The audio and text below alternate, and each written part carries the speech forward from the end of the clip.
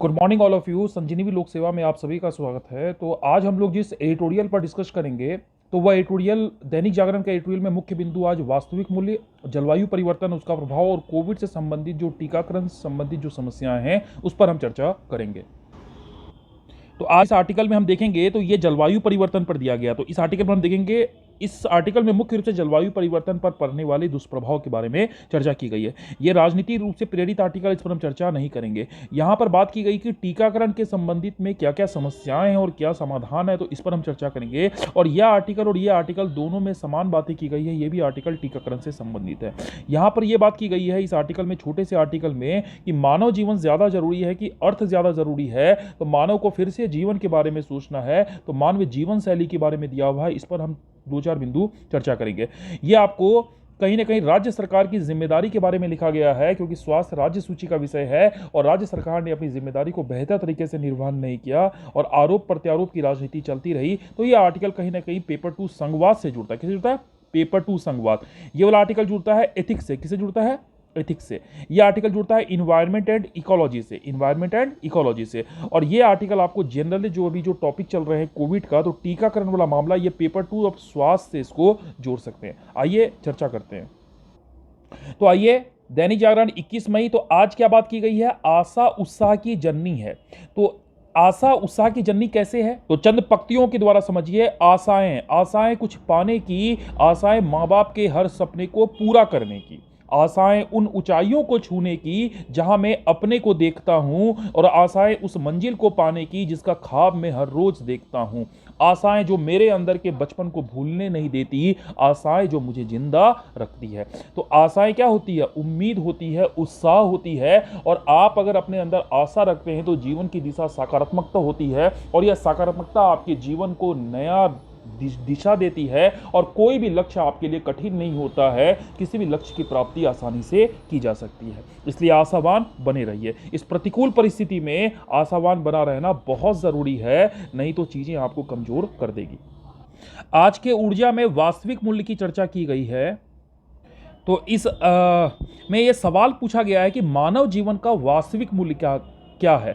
तो इस आर्टिकल के शुरुआत में छोटी सी बात की गई है कि जो वस्तु मनुष्य को जितनी सहजता से मिलती है, उतना ही मनुष्य उसको कम मूल्यवान आंकता है। और बाजार में जिस वस्तु की जितनी ज्यादा मूल्य रहती है, उस वस्तु की महत्ता को मनुष्य उसी आधार पर निर्धारित करता है। लेकिन वास्तव में ऐसा नहीं है। तो इस आर्टिकल में पहले सोने और अनाज की तुलना की गई है। तो वो कहता है कि सोना ज्यादा मूल्यवान है मानव के लिए, अन्न कम मूल्यवान है। लेकिन आप खुद बताइए कि अगर आपको जिंदा रहना है तो अन्न चाहिए कि सोना चाहिए? सोना तो आप खा नहीं सकते, तो अन्न ज्यादा मूल्यवान है आपके लिए। फिर अन्न और जल की तुलना की गई है कि अन्न के बिना आदमी कुछ समय जिंदा रह सकता है, लेकिन जल के बिना कुछ ही समय के बाद आप क्या होता, मर जाते हैं। लेकिन बाजार में अन्न की कीमत ज्यादा है और जल की कीमत क्या है? कम है। तो जल आपके लिए कम महत्व की हो जाती है, लेकिन वास्तव में जल ज्यादा मूल्यवान है। और जल और फिर वायु की तुलना की गई है। आपको पता है कि जल के बिना कुछ समय रहा जा सकता है, लेकिन वायु के बिना आप 5 से 10 मिनट से ज्यादा नहीं रख सकते हैं। और जब ये वायु सबसे मूल्यवान है, लेकिन वायु का कोई महत्व हम नहीं देते हैं क्योंकि यह आसानी से अवेलेबल है। इसलिए इस आर्टिकल में कहा गया है जो चीजें आसानी से उपलब्ध है, मनुष्य उसको मूल्यवान नहीं मानता है। और इसके पीछे का रीजन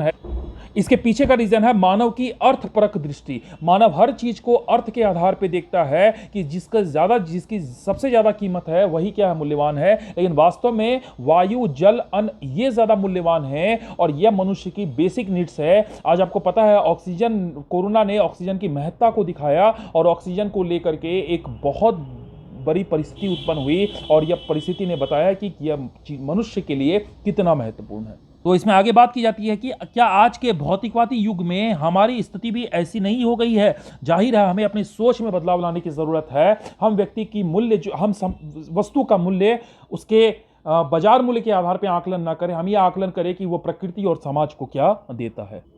आइए नेक्स्ट आर्टिकल, जलवायु परिवर्तन का दुष्प्रभाव, इस पर चर्चा हम लोग करेंगे। तो आप ये देख रहे हैं कि पृथ्वी कितनी गर्म हो गई है। जलवायु परिवर्तन का मतलब है कि पृथ्वी की जलवायु में क्या हो चुका है, बदलाव हो चुका है। तो जलवायु क्या होती है, एक दीर्घकाल की अवस्था होती है। मौसम आप प्रतिदिन देखते हैं कि आज बारिश हो गई, आज गर्मी है।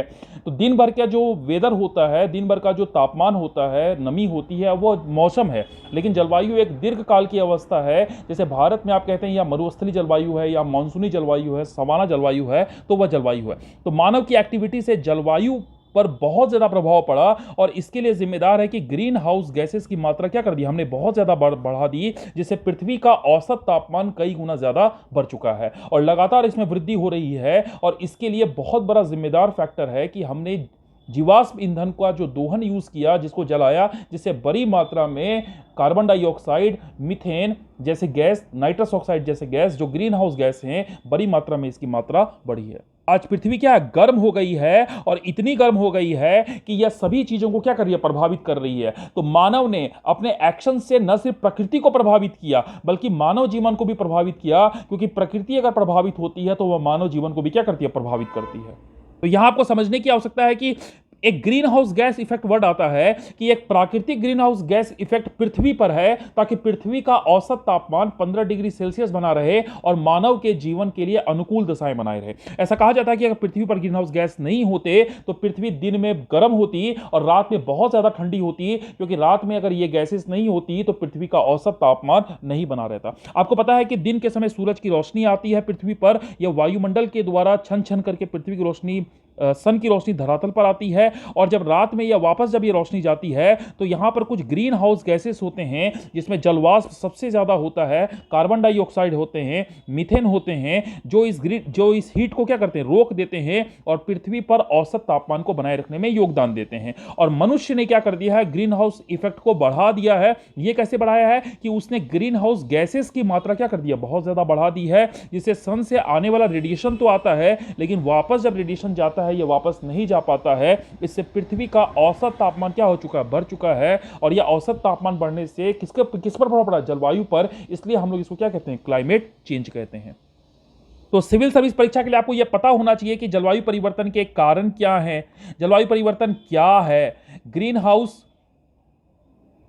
आपको यह पता होना चाहिए जलवायु परिवर्तन के कारण क्या है, जलवायु परिवर्तन क्या है, ग्रीन हाउस इफेक्ट क्या है, और जलवायु परिवर्तन के प्रभाव क्या है प्रभाव क्या है, सरकार इस पर क्या प्रयास कर रही है। और भारत सरकार के साथ साथ वैश्विक स्तर पे एक कन्वेंशन है, United nation convention of climate change, यह क्या काम कर रही है। और इसके कई सारे कॉप होते हैं, पेरिस एग्रीमेंट क्या है, जिस पर हम लोग जलवायु परिवर्तन के एक अलग आर्टिकल में चर्चा करेंगे। इस आर्टिकल में मुख्य रूप से चर्चा की गई है कि जलवायु परिवर्तन का प्रभाव क्या है। यह मुख्य परीक्षा के लिए आपके लिए बहुत इंपॉर्टेंट है। तो प्रभाव की अगर हम बात करें तो यहां पर कई सारे आएंगे। अगर आप इसको एक जगह कहे कि जलवायु परिवर्तन के कारण पृथ्वी का क्या हो चुका है, पृथ्वी की संरचना में पूरी तरह क्या हो चुकी है, बदलाव हो चुका है, पृथ्वी का तापमान बढ़ चुका है। और यह तापमान बढ़ने से पृथ्वी हमसे नाराज है, क्योंकि उसने मनुष्य को इसलिए धरती पर भेजा कि वह संसाधनों का कुशलतम दोहन करे। लेकिन आज मनुष्य प्रकृति के साथ ही क्या हो चुका, खिलवाड़ कर रहा है। मानव और प्रकृति के बीच अलगाव की स्थिति है,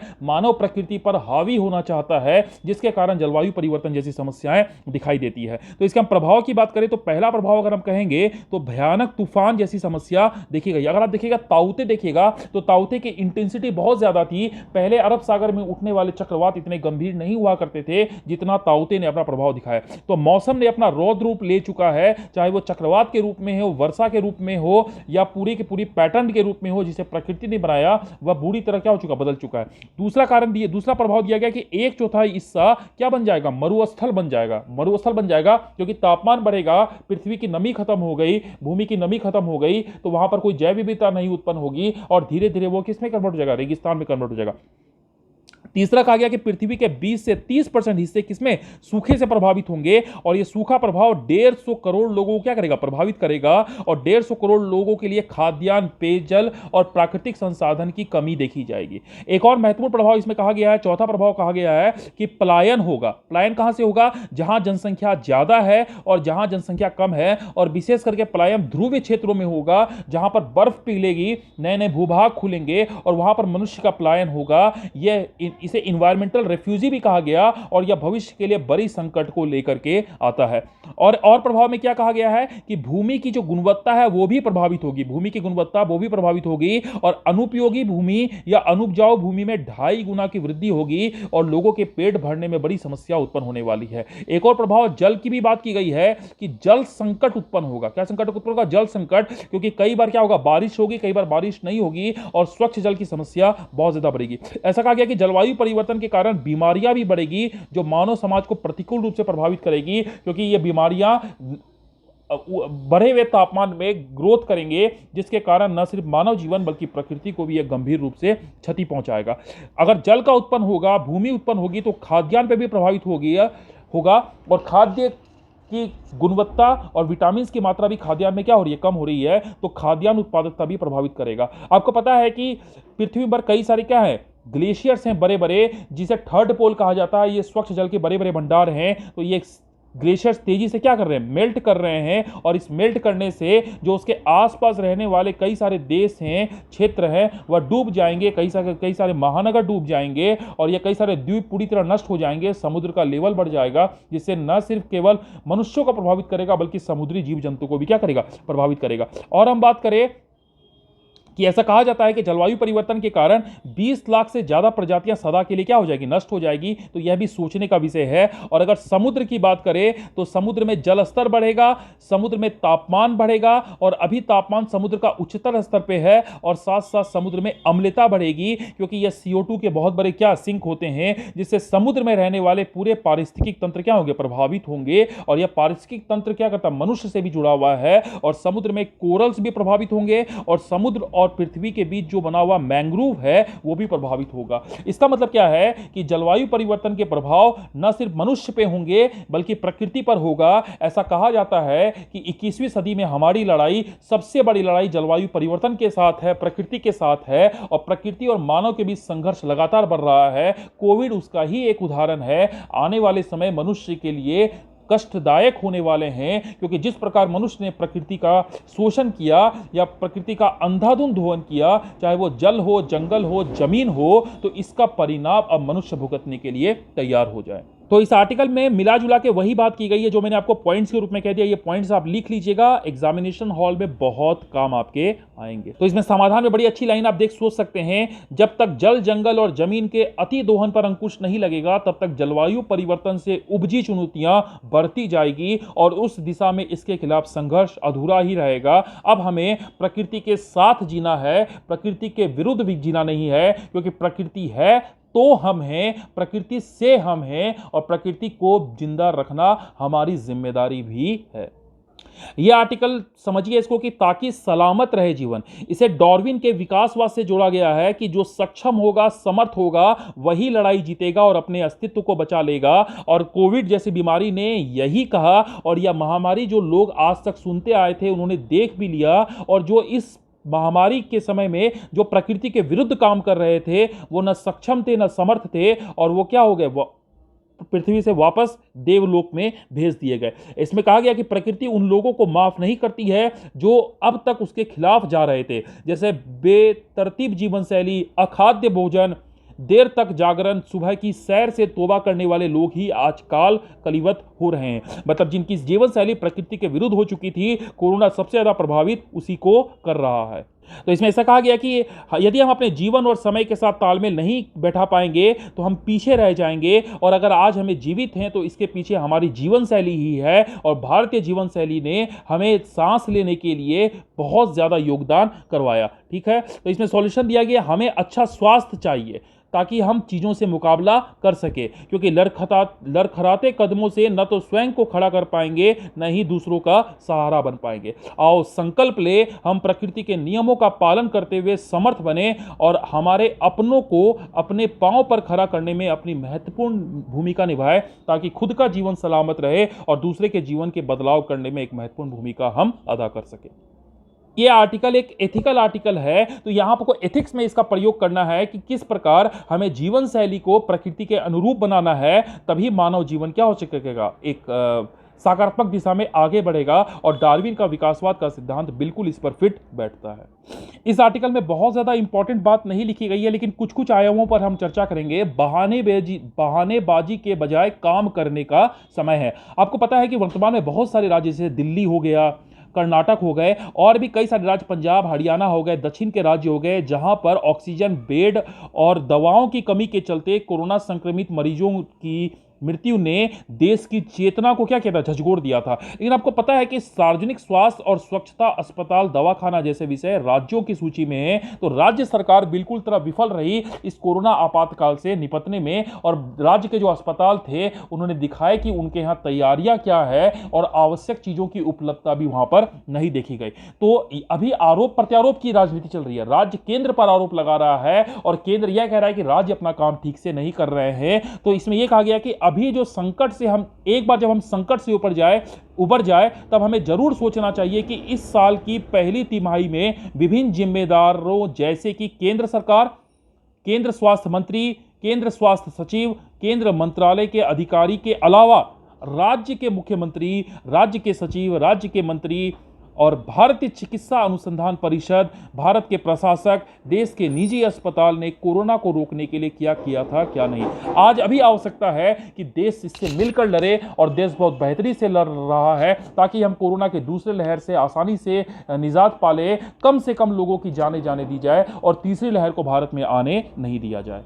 जैसा हमारे उपराष्ट्रपति ने भी कहा है कि हमें इस कोरोना महामारी से एकजुट होकर लड़ना होगा क्योंकि कम समय में बहुत अधिक काम करने हैं। तो कोरोना की पहली लहर के बाद सभी प्रशासक और सरकार इस तरह से लापरवाह हो गए, सभी ने सतर्कता बरतनी छोड़ दी, जिससे कोविड का दूसरा लहर बहुत ज्यादा क्या हो गया, विस्तार हो गया। और हमें कोविड से दूर रखकर भगाना है तो हमें सकारात्मक रहना होगा।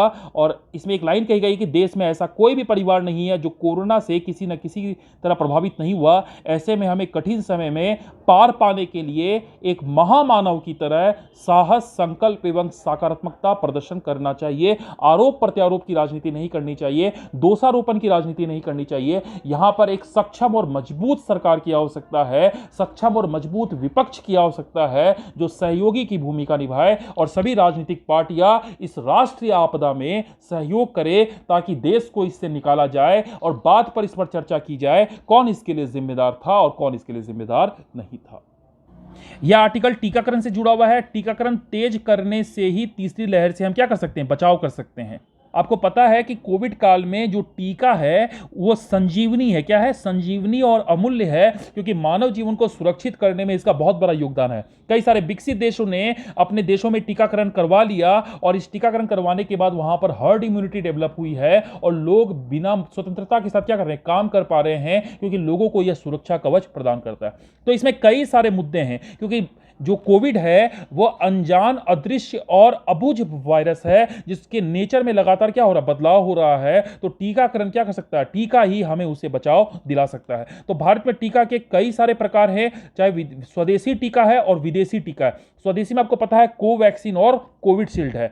कोविडशील्ड पूर्ण रूप से भारतीय है, लेकिन कोवैक्सीन जो है ब्रिटेन के समर्थन के साथ बनाई गई है, ब्रिटेन के सहयोग के साथ। तो यहां पर आईपीआर के नियम लागू होते हैं, इसलिए कोवैक्सीन की खुराक और कंपनियां अभी नहीं बना सकती है जब तक ब्रिटेन की कंपनी अनुमति न दे। जबकि कोविडशील्ड जो बायोटेक बना रही है, यहां पर पेटेंट जैसे कानून भारत डिसाइड करेगा लागू होते हैं या नहीं होते। हमने विदेशी वैक्सीन स्पुतनिक को भी क्या कर दिया है, अनुमति दी है। कहां की वैक्सीन है, ये रूस की वैक्सीन है। और कई सारी वैक्सीन पे बात की जा रही है, चाहे जॉनसन एंड जॉनसन है, फाइजर है। लेकिन प्रॉब्लम यह है कि वह वैक्सीन किसी देश से जुड़ी हुई है और हो सकता है कि भारत में कोरोना वेरिएंट अलग है, तो इसमें शोध चल रहा है कि यह वैक्सीन भारत को मिलनी चाहिए या नहीं मिलनी चाहिए।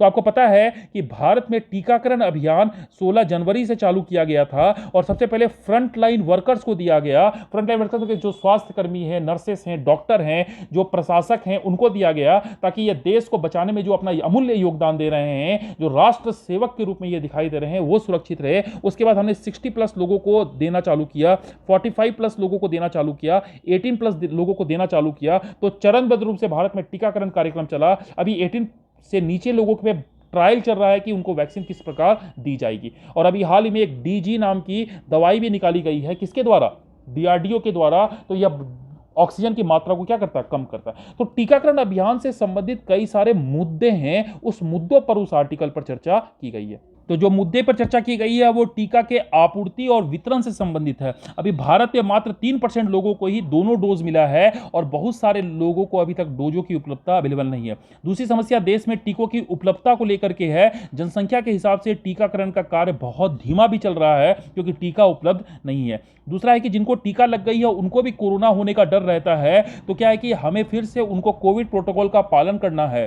क्या है फिर दूसरा, क्या टीकाकरण की प्रक्रिया हमारे यहाँ धीमी और जटिल है, हमें इसे सरल और तेज बनाना होगा। यह देखा गया कि कोविड टीकाकरण के रजिस्ट्रेशन करने वाले लोगों की संख्या तो बहुत ज़्यादा है, लेकिन उनको न टीके की स्लॉट मिल रहा है, न टीका के केंद्र ढूंढने में उनके और बहुत समय मिल रहा है। तो हमें इस सिस्टम को बेहतर बनाना होगा। और आप सोचिए कि भारत में डिजिटल डिवाइड भी है, तो ग्रामीण क्षेत्र कैसे ऑनलाइन रजिस्ट्रेशन करेंगे, यह भी एक गंभीर मुद्दा है कि गांव में हमें टीकाकरण अभियान को कैसे जुड़ाना है। ठीक है, एक समस्या कच्चे माल को भी लेकर के है। आपको पता है टीके के लिए कच्चे माल के लिए अमेरिका के कानून के द्वारा प्रतिबंध किया गया है, तो कैसे हम अमेरिका के ऊपर प्रेशर बनाए और इसके साथ साथ इस कच्चे माल का उत्पादन भारत में हो, आत्मनिर्भर बने, यह भी एक महत्वपूर्ण मुद्दा है। दूसरा मुद्दा पेटेंट का भी है। इस पेटेंट पे WTO लगभग समर्थन कर चुका है, तो इस पर अभी अब इस पे काम होने जा रहा है कि बहुत सारी दवाइयों पर पेटेंट लगती है, टीकों पर भी पेटेंट लगती है, क्योंकि वर्तमान में कोरोना से बचाना है तो टीके की आवश्यकता है, तो इस पर पेटेंट नहीं लगना चाहिए। तो पेटेंट वाला मामला भी एक जुड़ा हुआ है। दूसरा मामला टीके भंडारण को भी लेकर के जुड़ा हुआ है, क्योंकि आपको पता है कि टीके को भंडारण करने के लिए आपको एक तापमान कम चाहिए,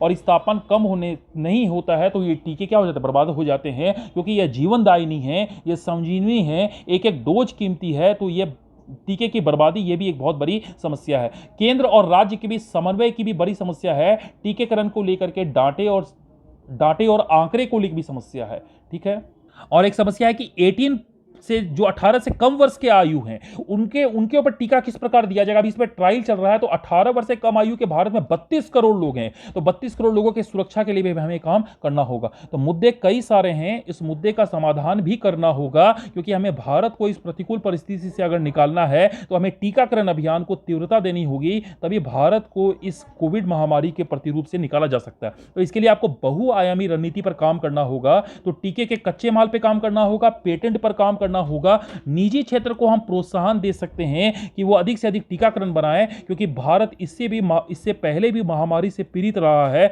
और इस महामारी से लड़ा भी है। जैसे भारत ने पोलियो की जंग भी जीती है बड़े सारे देश में, तो हमारे पास सफलता की खुद की कहानी है। तो कोरोना जैसी वर्तमान की वैश्विक महामारी से भी लड़ा जा सकता है।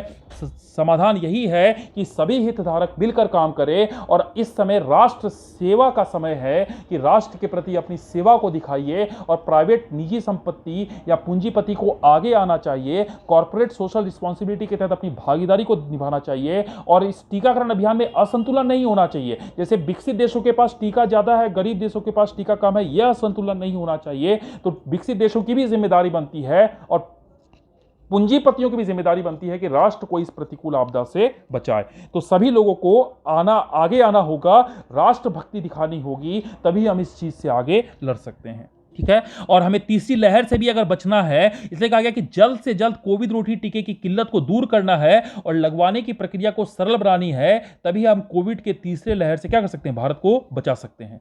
इसमें कई सामूहिक प्रयासों से मुश्किल काम भी क्या हो जाता है, आसान हो जाता है, लेकिन लापरवाही उसे और मुश्किल बना देती है। तो हमें क्या है, बेहतर कल के लिए संयम रखना जरूरी है। यह संयम वही है कि कोविड प्रोटोकॉल का पालन करना है, और समाज के कई सारे स्वयंसेवी संस्थाएं भी इसको लेकर के काम कर रही है। वह गरीबों को अनाज बांट रही है, उनके लिए राशन की व्यवस्था कर रही है, उनके लिए भोजन पहुंचा रही है, दवा पहुंचा रही है, मास्क और सैनिटाइजर का वितरण कर रही है, जागरूकता फैला रही है। तो समाज के स्वयंसेवी संस्थाओं को भी आगे आना होगा, और लोगों को बेहतर कल के लिए संयम रखना जरूरी है, यह समझना होगा, तब हम इस समस्या से क्या कर सकते हैं, निजात पा सकते हैं। ठीक है, आज के लिए इतना ही। Thank you.